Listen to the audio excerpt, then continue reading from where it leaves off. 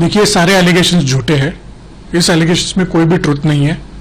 अभी तक एफआईआर की कॉपी हमारे पास आई नहीं है। जब एफआईआर की कॉपी हमारे पास आएगी तो हमको पता चलेगा एग्जैक्ट एलिगेशंस क्या है। उस बेसिस पे हम लोग आगे का रिकॉर्स, लीगल रेमेडी जो भी होगा उसको हम अडॉप्ट करेंगे। लेकिन आपको मैं बताना चाहता हूं कि ये ट्रांजैक्शन काफी पुराना है, 7-8 साल पुराना ट्रांजैक्शन है। अगर किसी को भी लगता है कि उनके साथ गलत हुआ है, उनको किसी को भी लग रहा है कि मुझे चीट किया गया, वो 8-10 साल नहीं रुकता कंप्लेंट करने के लिए। पहली बात। दूसरी बात, ये सारी केस डॉक्यूमेंट्री एविडेंस में, सब कुछ कागजात है। क्या वो इन्वेस्टमेंट था, वो इक्विटी एग्रीमेंट था, सब कुछ हमारे पास प्रूफ है। आज तक वो प्रूफ जमा करके रखे हुए।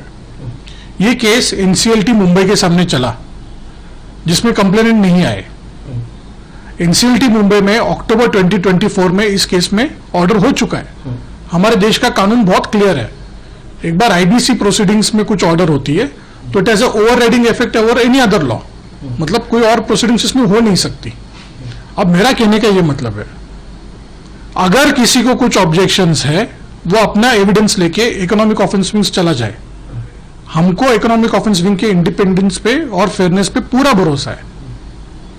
हम लोग भी, हमारे जो डिफेंस है, हमारे पास जो सच्चाई है, वो हम लोग इन्वेस्टिगेटिंग एजेंसीज के सामने रखेंगे और सच्चाई बाहर आएगी। दूध का दूध, पानी का पानी। इनका कहना है कि इतना समय इसलिए लगा क्योंकि 2015 से ये चीज़ें शुरू हुई थी, धीरे धीरे फिर बीच में कोविड का मामला था, फिर ये कहा गया कि दिया जाएगा, टाला जाएगा, इसलिए पीरियड उन्होंने ज़्यादा लिया। और उसके बाद जब हमें लगा कि हमारे साथ चीट हो रहा है तो हमने जाकर के एफआईआर दर्ज कराई। देखिए, उनका जो कहना है वो जाने, उसके ऊपर मैं कुछ नहीं बोल सकता।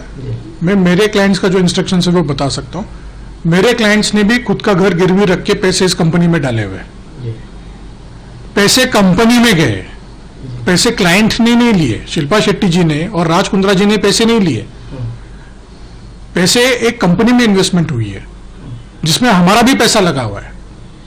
अब कंपनी में अगर प्रॉफिट हो गया तो शायद ये दिन नहीं आते, उसमें लॉस हो गया तो उसको क्रिमिनलिटी नहीं बोल सकते।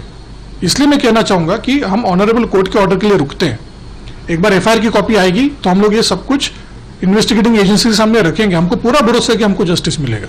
सर, एक सवाल ये भी है कि इस पूरे डील को लेकर के क्या राज कुंद्रा जी या शिल्पा जी ने आपको लुक में रखा था तो क्या डील था आपके मुताबिक, जो आपके नॉलेज में होगा? ये मेरे नॉलेज में तो कुछ भी नहीं है फिलहाल। तो मतलब हमको बस जितना बातें पता चल रही है, मीडिया से पता चल रही है अभी, इसलिए मैं रुका हूं कि एफआईआर की कॉपी हमारे हाथ में आए।